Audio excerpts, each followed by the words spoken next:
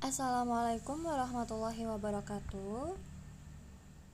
Nama saya Sona Resmawati Apriliani dari Prodi S1 Akuntansi A. Di sini saya akan mempresentasikan materi pemeriksaan audit dengan judul pengujian substantif.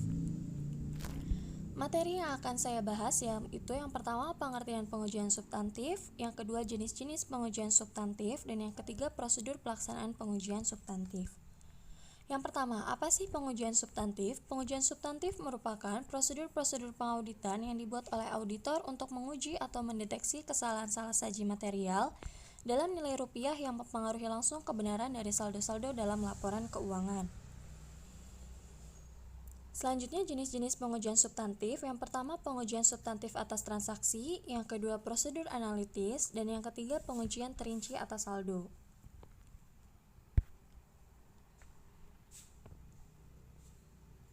Yang pertama, pengujian substantif atas transaksi. Pengujian atas transaksi meliputi prosedur-prosedur audit untuk pengujian kecermatan pencatatan transaksi.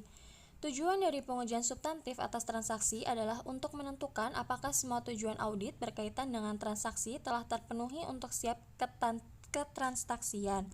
Sebagai contoh, auditor melakukan pengujian substantif atas transaksi untuk menguji apakah transaksi yang dicatat benar-benar ada dan transaksi yang ada semua telah dicatat.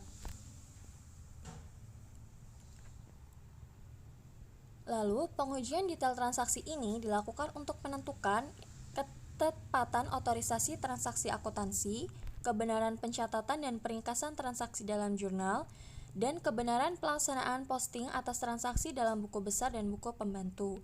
Selanjutnya, program audit pengujian atas transaksi biasanya mencakup yang pertama bagaimana penjelasan yang mendokumentasikan pemahaman yang diperoleh mengenai struktur pengendalian internal, yang kedua gambaran prosedur yang dilaksanakan untuk memperoleh pemahaman atas struktur pengendalian internal, dan yang ketiga yaitu rencana tingkat resiko pengendalian yang diterapkan. Prosedur audit yang dilakukan dalam pengujian detail transaksi yaitu tracing, vouching, reforming, dan inquiring. Lalu prosedur analitis. Prosedur analitis mencakup perbandingan-perbandingan dari jumlah yang dicatat dengan jumlah yang diharapkan yang disusun oleh auditor.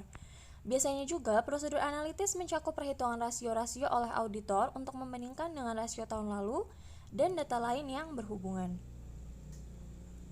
Lalu, tujuan pengujian prosedur analitis adalah yang pertama untuk memahami bidang usaha klien, yang kedua menetapkan kemampuan kelandungan hidup entitas, yang ketiga yaitu indikasi timbulnya kemungkinan salah saji dalam laporan keuangan, dan yang keempat mengurangi pengujian audit yang lebih rinci. Lalu, prosedur analitis dilakukan pada 3 tahap audit yang berbeda. Yang pertama yaitu tahap perencanaan, untuk membantu auditor menentukan bahan bukti lain yang diperlukan untuk memenuhi resiko audit yang diinginkan.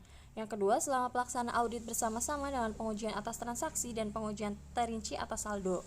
Yang ketiga, mendekati penyelesaian akhir audit sebagai pengujian kelayanan. Lalu pengujian terinci atas saldo. Hampir sama halnya dengan pengujian atas transaksi, pengujian rincian saldo harus dilakukan dengan memenuhi semua tujuan audit yang berkaitan dengan saldo bagi masing-masing akun yang signifikan. Pengujian atas saldo akun juga sangat penting karena bukti-bukti biasanya diperoleh dari sumber independen dengan tingkat keyakinan yang lebih tinggi. Pengujian terinci atas saldo memusatkan pada saldo akhir buku besar baik untuk neraca maupun laba rugi. Tapi penekanan utamanya adalah pada neraca.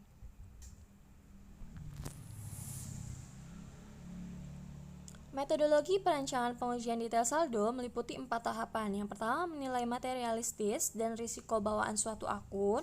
Yang kedua, menetapkan risiko pengendalian. Yang ketiga, merancang pengujian transaksi dan prosedur analitis. Dan yang keempat yaitu merancang pengujian detail saldo untuk memenuhi setiap tujuan spesifik audit secara memuaskan. Lalu, materi yang terakhir yaitu prosedur pelaksanaan pengujian substantif. Prosedur pelaksanaan pengujian substantif yang dilakukan auditor yaitu yang pertama, auditor mengajukan pertanyaan kepada para karyawan atau staf ahli yang bersangkutan sesuai dengan pekerjaan yang diembannya. Yang kedua, auditor melakukan pengamatan atau observasi secara langsung terhadap klien kinerja karyawan dalam melaksanakan tugas mereka. Yang ketiga, inspeksi seluruh dokumen dan catatan perusahaan selama beberapa periode yang perlu diaudit. Yang keempat, melakukan pengecekan kembali suatu perhitungan transaksi dan data saldo perusahaan yang bersangkutan. Yang kelima, melakukan konfirmasi kepada pihak-pihak yang bersangkutan. Yang keenam, melakukan analisis terhadap semua dokumen.